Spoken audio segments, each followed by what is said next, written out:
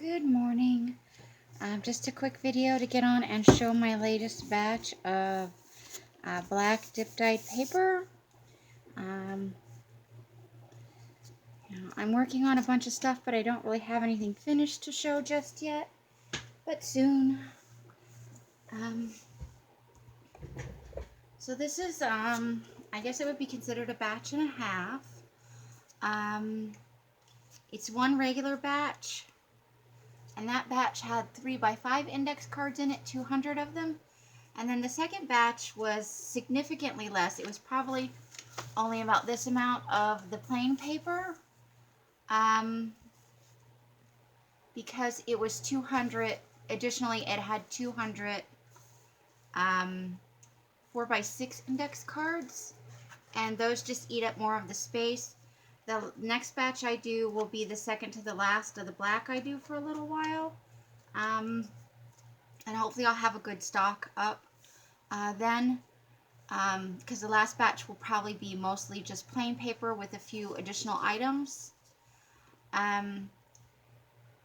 Because the last batch is the 5x8 index cards, those eat up most of the space, so they'll probably only be maybe 25 or 30 sheets, unless I get really lucky. Sometimes I get a few more than that in there, but got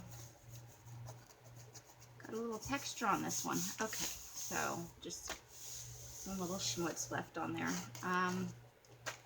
But I'm going to divide this, I think, into 3 sections to show you. I got some really great effects. I got some good color. This batch was a lot of fun to do, although it was the 2 batches were quite time consuming. So it was this stack of paper that I just showed, in addition to 400 index cards, 200 in the 3x5 and 200 in the 4x6. So I haven't counted the papers, which I meant to do before I got on here, but now I haven't, so it is what it is. So we'll do a flip of this side, and then we'll flip the other side. So we did get some nice splotchiness, some occlusions, and then this part of it had some really nice pink undertone. I really like these pages here at the end. I may snag a few of those from my sale. These are all going to be going into my Etsy shop. Probably not this afternoon, but tomorrow and the next day I'll be doing the pictures. And then they'll go into the Etsy. Usually I do the pictures one day and then the listings the next. It depends on how many things I have to add into the store. Since I think I only have black paper at the moment, and 1 lot of coffee dyed, I probably will be able to do it all in one day, but it probably will not be today. So here's the second half of that. Again, some pink undertones, some various effects.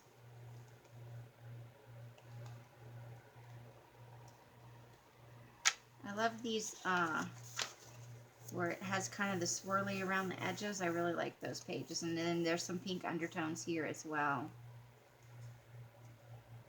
Let's see. Oh, that one's an uh-oh. Got a little tear in that one, so we'll pull that one out. Got some really nice effects on here and here. I like that. Okay, so we got some great papers in this lot. I will pull a few for myself, but most of these will be going straight, into the Etsy shop. We'll do it from the other side so you can see, because sometimes you get, more effects on one side of the paper or the other. That's just how it goes. I don't know if it'll come through on the camera, but quite a few of these pages have some light pink undertone in them, which I really do enjoy getting. It just adds some extra dimension to the paper. Okay, and there is that bit of the paper. And then the final section. So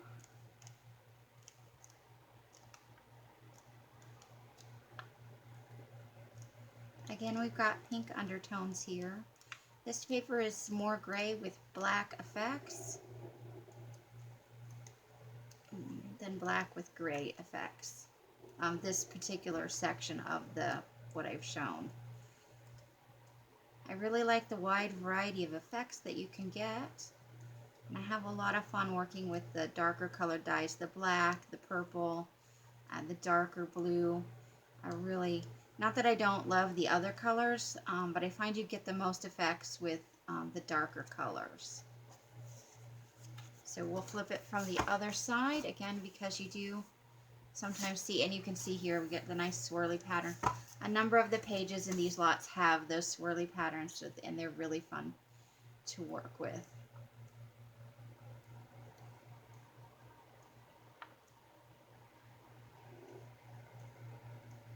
I'm loving the gray with the pink undertones. I'm having a lot of fun with that. I think these will be really fun in whatever kind of journal you're making, but, you know, particularly for Halloween. Or if you just like creepy, gothy, or as Natasha says, elegant stuff, these could definitely. So there we go. And, yeah, I think you kind of get the idea there. These are just a lot of fun. So that's what I got for the last two. It's been a while since I put any black in the store. I need to do some 10 lots and count up how many 25 lots I have. And then I just want to stock up a little bit in case we, you know, manage to have a little extra business heading towards Thanksgiving, or not Thanksgiving, but towards, oh, I can do this, Halloween.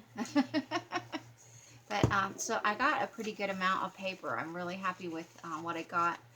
And then there'll be, so I'll do the next batch, which is going to be with the 5x8 cards, and then I'll do a final batch with the plain paper, and then some of that kindergarten paper, even though I know it's going to totally obliterate the lines. I like the weight and texture of the paper. It just adds something fun to journals. And I'll probably throw in some envelopes from the stash of stuff that Natasha sent me, that she's paying me to dye for her. She wanted some items dip dyed and some items coffee dyed. So I'll probably do some of the envelopes for her, not in the batch with the 5x8 cards because I do need the extra blank pages, but in the final lot. Or I may do 3 more lots. I may do the 5x8, one whole plain, and then maybe a whole one with various types of, because there are so many types of envelopes that she sent me, I could probably do a batch, not stocked full, because I'll have to be careful of the glue on the envelopes, but I think I could probably hit up a selection from each style and size she sent me in a final smaller batch. So that's probably how it's going to work. I want to get those 5x8 index cards done because for sure I can get an index card set up in my shop for Halloween. I really want to do that. And I had minimal oopsies and uh-ohs in this batch. I was pretty happy with that. Typically I have more than this, so this turned out pretty well. That's all the oopsies and uh-ohs I got. And these are pages with, like this one has a tear. Got a tear. A corner munchie. Got a little, so this is the kind of stuff that typically happens.